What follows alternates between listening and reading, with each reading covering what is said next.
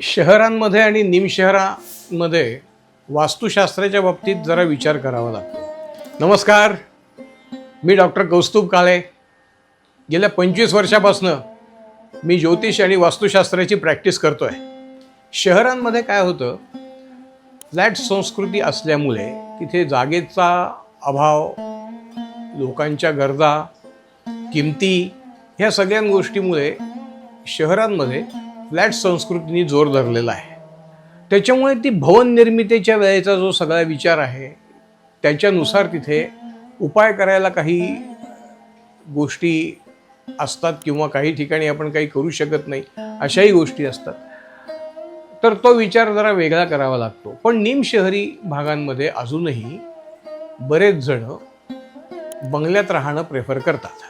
त्यांना एक स्वतःचं घर म्हणजे बंगला असंच त्यांना वाटतं आणि ते योग्य आहे। फ्लॅट संस्कृती तिथे अजूनही ज्या मानाने पाहिजे तशी ती जोर धरत नाही आहे। बऱ्याच जणांना असं वाटतं त्यामध्ये की आपली घर, आपली वास्तू जे आहे ती वास्तुशास्त्राप्रमाणे असावी आणि मग त्या बांधकाम करत्या एजन्सीला ते सांगितलं जातं की आमची वास्तू बांधकाम जे काही करायचं आहे ते वास्तुशास्त्राप्रमाणे पाहिजे।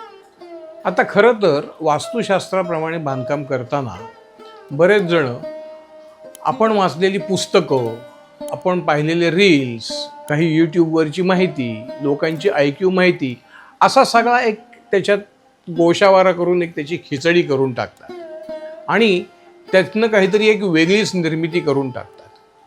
खरं तर वास्तू निर्मिती ही एक अत्यंत सुंदर काम आहे। बऱ्याचशा वेळेला बऱ्याचशा बांधकाम एजन्सीजला, बांधकामकर्त्यांना वास्तुशास्त्राची पूर्ण माहिती नसते।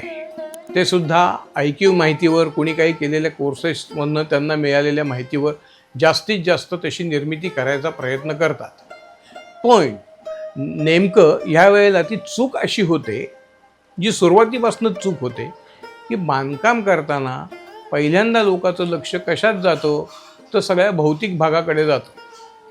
हे भौतिक भाग कोणते? वीट, स्टील, सिमेंट हे सगळे त्यातले भौतिक भाग झाले। पण आपण वास्तूत राहतोय कशासाठी?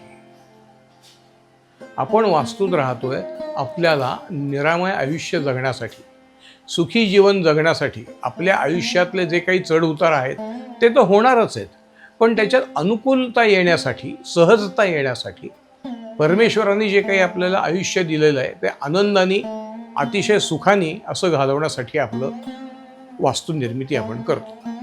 आणि हा जो सगळा भाग आहे हा या भौतिक भागाच्या पलीकडचा आहे। विश्वाची निर्मिती ज्या आनंदासाठी केली आहे त्या आनंदातनंच वास्तुशास्त्राची निर्मिती झाली आहे। पण हा वैश्विक धागा हे बांधकाम करताना लक्षात घेतलं पाहिजे। आणि नेमकी तिथे चूक होते की सगळ्यात पहिल्यांदा काय केलं जातं, एखादा बंगला बांधताना, एखादी मोठी स्कीम करताना की तिथे नेमकं कंपाऊंड उशिरा घातलं जातं किंवा संपूर्ण भवनाचं बांधकाम झाल्यानंतर तिथे कंपाऊंड घातलं जातं आणि मुळात सुरुवातीलाच होणारी ही एक मोठी चूक आहे। याच्यामुळे होतं काय की बऱ्याच वेळेला विक्षेप देवतांचा तिथे जागर वाढतो आणि ह्या विक्षेप देवतांमुळे नंतर तिथे होणाऱ्या त्रासाला आपल्याला तोंड द्यावं लागतं। कोणत्या अर्थाने तोंड द्यावं लागतं तर आपण ज्या वास्तूत काम करतोय, आपण ज्या वास्तूत राहतोय तिथे आपल्याला नेमकं पाहिजे तसं फळ मिळत नाही। मग आपला विश्वास उडतो तो शास्त्रावरचा। पण आपली नेमकी काय चूक झाली आहे हे कळण्यासाठी आपण त्या वास्तुशास्त्र तज्ज्ञाला किंवा वास्तुशास्त्राला निश्चित आपण माहिती करून घेत नाही आणि तिथनं पहिली चुकीची निर्मिती होते।